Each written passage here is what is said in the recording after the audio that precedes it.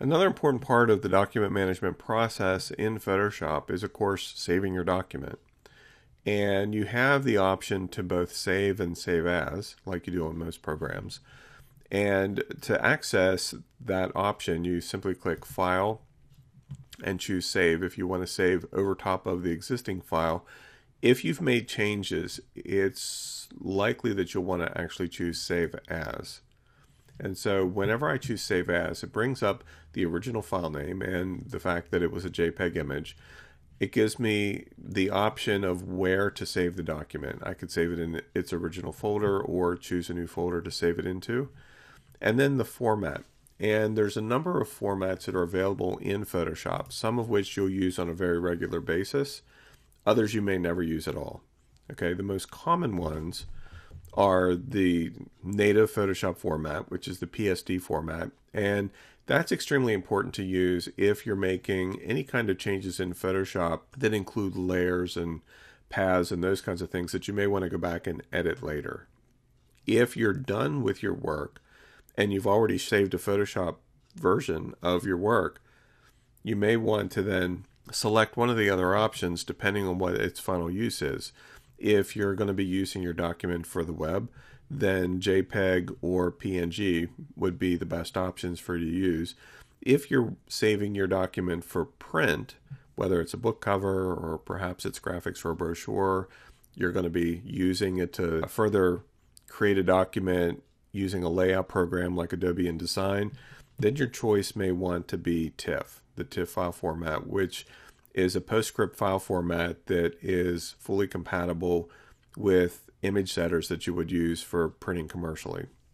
And then finally, I want to highlight the Photoshop PDF format, which is based on the Adobe Acrobat file format. And by using Photoshop PSD, it has some unique features with it being used in Photoshop. For instance, it does have the ability to maintain layers. You can also convert the layers into separate pages within the PDF.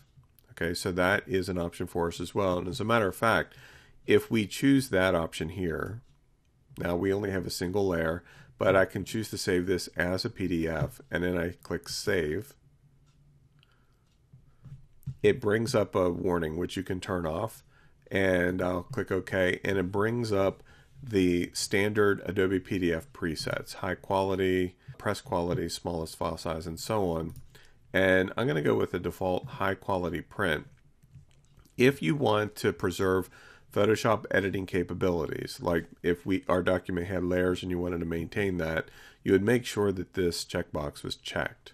If you want to optimize it for fast web, which is a default, and usually I leave that checked as well, you can do that. If you want to view the PDF after saving it, you would check this box, and what will happen is whenever you click Save PDF, it will launch Adobe Acrobat if you have that installed and give you the opportunity to view the PDF and how it appears.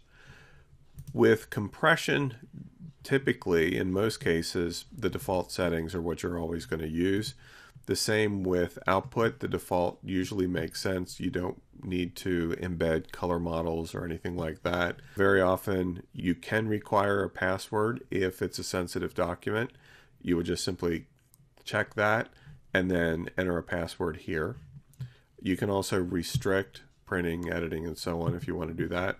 And then the summary is basically just the choices that you've made for the setup. Okay, so once you've selected all of these options, you'd simply choose Save PDF. And we're going to say yes in this particular case. And it tells you that if you preserve Photoshop editing capabilities, it's incompatible with earlier versions of Photoshop. So since we're using the latest version of Photoshop, I'm just going to move forward with yes. And you'll notice here it says saving 10%. So it'll actually tell me how far along it is in the saving process. You can also see that down here at the bottom of the screen where it says saving 10%. And then it's done. And so now our document is actually a PDF and we have the original JPEG version as well. If I wanted to change the document and save it as a PNG, let's just select PNG and I choose Save.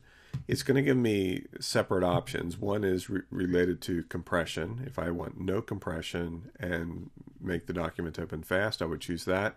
The default is to choose slow, smallest. In other words, to make the PNG file the smallest that it can be, and it takes longer to do that. Okay. Normally with interlace, you would select none.